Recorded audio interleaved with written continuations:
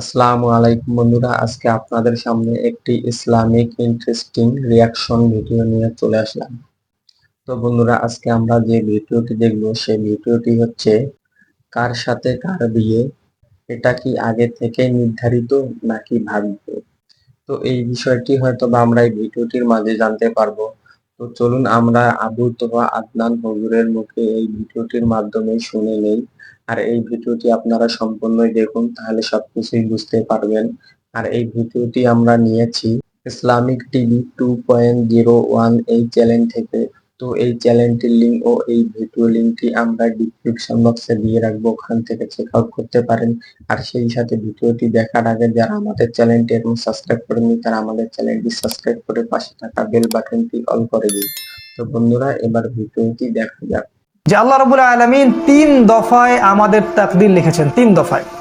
প্রথম দফা হচ্ছে আসমান এবং জমিন। আসমান বলতে আমি বোঝাচ্ছি শুধুমাত্র এই গ্যালাক্সিগুলো নয়, 7টা আসমানে যত কোটি কোটি গ্যালাক্সিস আছে, সমস্ত গ্যালাক্সিস। আসমান এবং জমিন সৃষ্টির 50,000 বছর পূর্বেই আল্লাহ রাব্বুল আলামিন লাউহে মাহফুজ সৃষ্টি করেছেন এবং কলম সৃষ্টি করেছেন, এবং কলমকে বলেছেন উকতুব। কলম বলেছিল মাযা আকতুব, আমি কি লিখবো। আল্লাহ বলেছেন কিয়ামত পর্যন্ত যা হবে সব লিখে ফেলো। আসমান এবং জমিন সৃষ্টির 50,000 বছর আগেই তাকদীর লেখা হয়ে গেছে। এটা প্রথম দফায়। এর মধ্যে কিছু বিষয় আছে যেগুলো ঝুলন্ত, সেটা নিয়ে আমরা আজকে কথা বলছি না। কিছু বিষয় আছে যেগুলো দোয়া দিয়ে, ভালো আমল দিয়ে পরিবর্তন হতে পারে, সেটা আলাদা বিষয়। তবে প্রথম দফায় তাকদীর লেখা হয়েছে আসমান এবং জমিন সৃষ্টির 50,000 বছর আগে। দ্বিতীয় দফায় তাকদীর লেখা হয়েছে প্রত্যেক আদম সন্তান যখন মায়ের গর্ভে থাকে, যখন তার বয়স হয় 4 মাস 10 দিন বা 120 দিন বা 4 মাস, যখন তার ভ্রূণের বয়স হয় এবং সেটা আলাকা থেকে মুদগা এবং একটা শেপের মধ্যে চলে আসে, আল্লাহ রাব্বুল আলামিনের পক্ষ থেকে ফেরেশতা আসেন, রূহ নিয়ে আসেন এবং সেটাকে ফুঁকে দেন। তারপর থেকেই বাচ্চা পেটের মধ্যে নড়াচড়া শুরু করে। তখন তাকদীরের কিছু অংশ লিখে দেওয়া হয়, তার রিজিক, তার হায়াত, তার বয়স, তার ভাগ্য, সৌভাগ্যমণ্ডিত না দুর্ভাগ্যা, জান্নাতি না জাহান্নামী, এটা লিখে দেওয়া হয় আগেই। এটার জ্ঞান এতই উঁচু লেভেলের, যেটা আমাদের এই ছোট্ট জ্ঞান দিয়ে পেনিট্রেট করা সম্ভব নয়।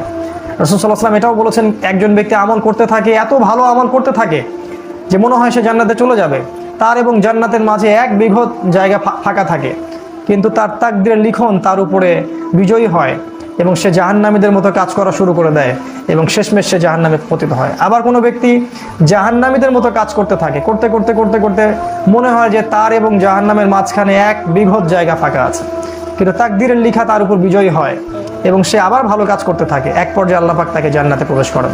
এই বিষয়ের জ্ঞানটা এতটাই উঁচু লেভেলের, যেটা আমাদের ক্ষুদ্র জ্ঞান দিয়ে বোঝা সম্ভব নয়। তাই এটা আমরা আল্লাহর উপর ছেড়ে দিব এবং আল্লাহ পাক যেন আমাদের প্রত্যেকের তাকদীর ভালো রাখেন, এই দোয়া করব এবং সেই অনুযায়ী আমরা কাজ করতে থাকবো।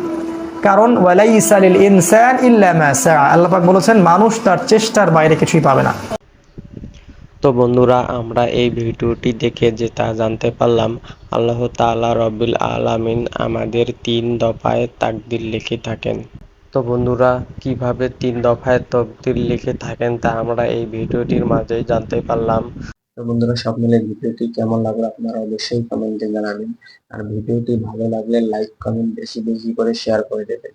আর সেই সাথে নেক্সট টাইম কেমন ভিডিও পেতে চান আপনারা অবশ্যই কমেন্টে জানাবেন।